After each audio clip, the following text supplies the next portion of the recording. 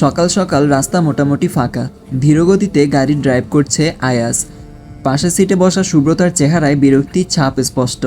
বাড়ি থেকে বের হয়েছে আধ ঘন্টা তো হবেই, 1 কিলো রাস্তা পেরিয়েছে কিনা সন্দেহ। সুব্রতার ধৈর্যের বাঁধ ভেঙে যাচ্ছে। এতক্ষণ নিজের রাগ নিয়ন্ত্রণে রাখতে পারলেও এবারে আর রাখতে পারল না। কণ্ঠে একরাশ বিরক্তি নিয়ে আয়াজের উদ্দেশ্যে বলে উঠল, দ্রুত ড্রাইভ করতে পারেন না? এত আস্তে কেউ গাড়ি চালায়? আর সকাল সকাল এসব কি? কোথায় নিয়ে যাচ্ছেন আমায়? দেখুন, বিয়েতে মত দিয়েছি বলে ভাববেন না যা খুশি তাই করবেন। আয়াস না তাকিয়ে শান্তস্বরে জবাব দিল, কিছুই ভাবছি না সুব্রতা, আপনার সঙ্গে একটু সময় কাটাবো বলে বেরিয়েছি।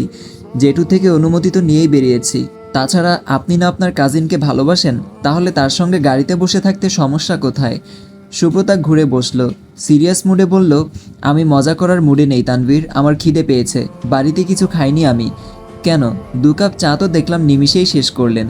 এই সময় নাস্তা সেরে নিলেই পারতেন। আয়াজের দৃষ্টির সামনের দিকে। সুব্রতা বিরক্তি নিয়ে বলে উঠল, গাড়ি থামান, আমি নামবো। এই মাঝ রাস্তায় নেমে কোথায় যাবেন আপনি? সুব্রতা দাঁতে দাঁত চেপে বলল, যেখানে 2 চোখ যায় সেখানে চলে যাব, তবু আপনার সাথে যাব না। আয়াজ গাড়ি থামালো না, গাড়ির স্পিড কিছুটা বাড়িয়ে দিয়ে বলল, খিদে পেয়েছে নাকি? খিদে পেয়েছে নাকি আমায় সহ্য হচ্ছে না? আমি তো আপনাকে বিরক্ত করছি না, শুধু আপনার সাথে কিছু সুন্দর মুহূর্ত কাটাতে চাচ্ছি। আপনি পাশে থাকলে আর কিছুর প্রয়োজন নেই আমার। সুব্রতা প্রত্যুত্তর করল না, আশপাশে তাকালো। কিছুটা সামনে একটা রেস্টুরেন্ট দেখেই বলে উঠল, গাড়ি থামান তানভীর, আমি নাস্তা খাবো, খিদে পেয়েছে আমার। আয়াস তাকালো সুব্রতার দিকে। কিছুটা এগিয়ে গিয়ে রেস্টুরেন্টের পাশে গাড়ি পার্ক করলো। গাড়ি থামাতেই সুব্রতার সঙ্গে সঙ্গে নেমে দাঁড়ালো। সূর্য আর মেঘেরা লুকোচুরি খেলছে আকাশ জুড়ে। হালকা ঠান্ডা বাতাস বইছে। সুব্রতার খোলা চুলগুলো উড়ছে। আয়াস গাড়ি থেকে নামলো। খিদে অবশ্য তারও পেয়েছে। এগিয়ে এসে বলল, ভেতরে আসেন, এখানে দাঁড়িয়ে আছেন কেন? আপনার না খিদে পেয়েছে? সুব্রতা একবার কটমট করে তাকালো আয়াজের দিকে। এদিকটায় লোকজন আছে বেশ, তাই কথা বাড়ালো না সে। দ্রুত হেঁটে চলে গেল। আয়াজ ট্রাউজারের পকেটে 2 হাত গুজে ধীরে সুস্থে এগোলো। রেস্টুরেন্টের এদিকটায় লোক সমাগম বেশি। আয়াস আশপাশে তাকিয়ে ডেকে উঠল, সুব্রতা দাঁড়ান। সুব্রতা বিরক্তি নিয়ে তাকায়। আয়াস সিঁড়ির দিকে দেখিয়ে বলে, আমরা এখানে বসবো না, উপরে চলুন। সুব্রতা এগিয়ে আসে, দাঁতে দাঁত চেপে বলে, সমস্যা কি আপনার? আয়াস হাসে, কিছুই না, উপরে চলুন, ওখানে ভালো লাগবে আপনার, গরম মাথা ঠান্ডা হবে। আয়াস এগিয়ে যায় উপরের দিকে। সুব্রতাকে অনিচ্ছা সত্ত্বেও যেতে হয়। নিচে একা একা বসে খাবে কিভাবে? এখন একটি অ্যাড চলবে, আপনারা চাইলে স্কিপ করতে পারেন। আজকে আমি তোমাদেরকে সবচেয়ে বিশ্বস্ত বুকমেকার 1x সম্পর্কে বলতে চাই, যেটি পিএসজি এবং সিরিয়ার অফিসিয়াল পার্টনার। ফিফা বিশ্বকাপ শুরু হয়ে গিয়েছে, এটি হতে পারে সবচেয়ে বড় সুযোগ আপনার প্রিয় দলকে সমর্থন করেন। এই অ্যাপে আপনি cricket, football, tennis live match দেখতে এবং তাদের স্কোর ভবিষ্যৎবাণী করে সহজেই অর্থ উপার্জন করতে পারবেন। সেই সাথে বিএমডব্লিউ গাড়ি, আইফোন, ল্যাপটপ এবং আরও অনেক নগদ পুরস্কার জেতারও সুযোগ রয়েছে। এই অ্যাপটিতে আপনি crash, crystal, under and over 21 ইত্যাদি গেম খেলে সহজে আয় করতে পারবেন। সাইন আপ করার সময় আমার প্রচার কোড ওয়ানমারু ব্যবহার করে আপনার প্রথম জমাতে 24,000 টাকা পর্যন্ত পান। আপনি বিকাশ, নগদ, রকেট উপায়, ব্যাংক, ক্রিপ্টো, পেপ্যাল এবং অন্যান্য সহজ পদ্ধতির মাধ্যমে সহজেই আপনার জেতা টাকা তুলতে পারবেন। এখানে আপনি 24 ঘন্টা 7 দিন গ্রাহক সহায়তা পাবেন। তাই গুগলে 1x সার্চ করে অফিসিয়াল ওয়েবসাইটটিতে গিয়ে রেজিস্ট্রেশন করুন। আর রেজিস্ট্রেশনের সময় অবশ্যই আমার প্রচার কোড ওয়ানমারু ব্যবহার করে প্রথমবার ডিপোজিটে 24,000 টাকা পর্যন্ত পান। রেস্টুরেন্টের ছাদের এরিয়াটা বেশ সুন্দর করে সাজানো, পরিবেশটা শান্ত মনোরম। দূরের টেবিলে এক দম্পতি নিজেদের মতো সময় কাটাচ্ছে। তাছাড়া এদিকটায় তেমন কেউ নেই।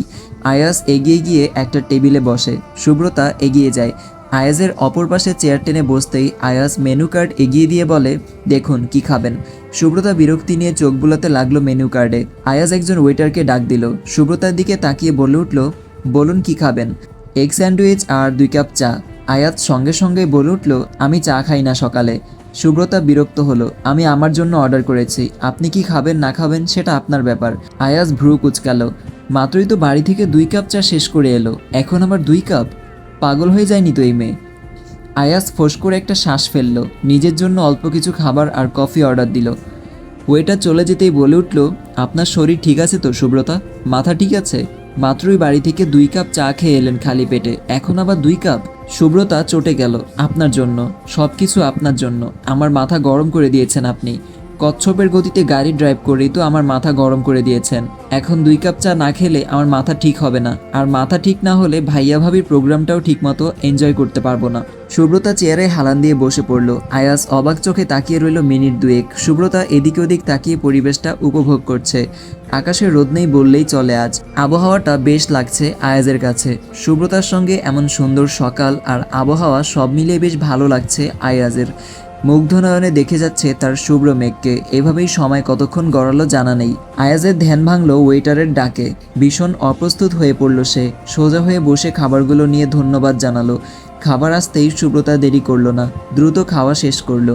স্যান্ডউইচ শেষ করে চায়ের কাপে হাত নিতে গেলেই আয়াজ সুব্রতার হাতের কবজি চেপে ধরল। কড়া দৃষ্টি তাক করে নিষেধ করলো, এত বেশি চা খাওয়া ভালো না সুব্রতা, চা রেখে দিন। আপনি অলরেডি 2 কাপ খেয়েছেন। সুব্রতা হাতটা ঝামটা মেরে সরিয়ে দিল। কাটকাট গলায় বলে উঠল, আপনার সঙ্গে বিয়েতে রাজি হয়েছি বলে এই নয় যে আপনি যা বলবেন তাই করব। শুনুন, দুনিয়া ওলটপালট হয়ে গেলেও চা না খেয়ে থাকা আমার পক্ষে সম্ভব নয়। আয়াস ফের শক্ত গলায় বলে উঠল, আপনি বাচ্চা নন সুব্রতা, বোঝার যথেষ্ট বয়স হয়েছে আপনার। এত চা খেলে শরীর খারাপ হবে আপনার। শুনুন, আমি সব জানি বুঝি, চা খেলে ক্ষতি হোক তাতে কি, আমি তো খাবই। চা না খেলে মাথা কাজ করে না আমার। আয়াস কিছু বলল না। চা ততক্ষণে প্রায় ঠান্ডা হয়ে গেছে। সুব্রতা আর সময় নিল না, দ্রুত 1 কাপ চা শেষ করলো। আরেক কাপ হাতে নেওয়ার আগেই আয়াস সেটা নিজের হাতে নিয়ে নিল। এই নিয়ে 3 কাপ খেয়েছেন। আর না, সুব্রতা আরও কিছু বলার আগেই আয়াস চায়ের কাপটা ফ্লোরে একপাশে রেখে দিল। সুব্রতা রাগী দৃষ্টিতে তাকিয়ে রইল আয়াজের দিকে।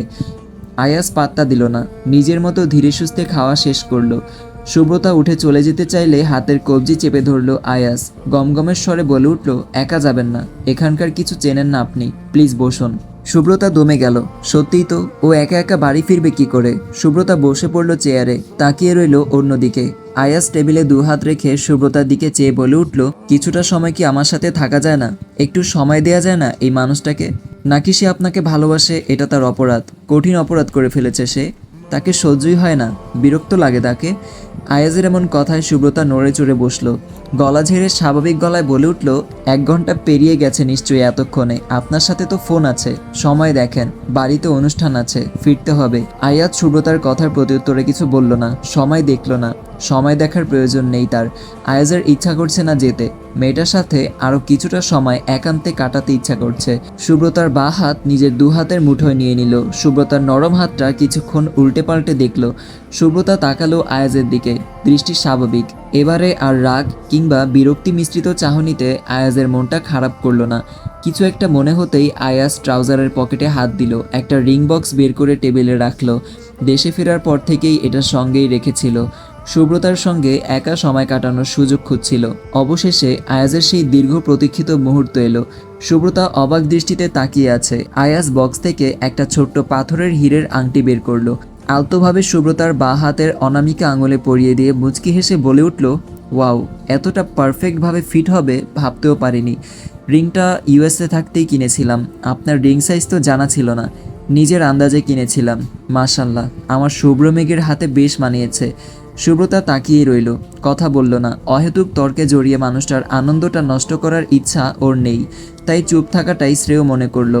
সুব্রতাকে অবাক করে দিয়ে আয়াস হঠাৎই একটা অদ্ভুত কাজ করে বসলো।